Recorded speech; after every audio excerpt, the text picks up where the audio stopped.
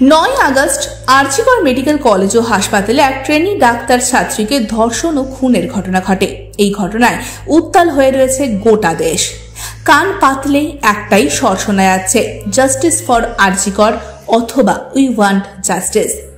এই আবহে অনেকেই সমাজ মাধ্যমে দুর্গাপুজো বয়কট করার কথা লিখেছেন। সেই জন্যই সরব হয়েছে ফোরাম ফর দুর্গোৎসব।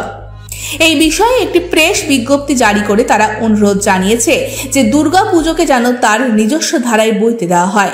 তার সঙ্গে তারা এই ঘটনার তীব্র নিন্দা করে সুষ্ঠু ও দ্রুত ন্যায় বিচারের দাবিও করেছে।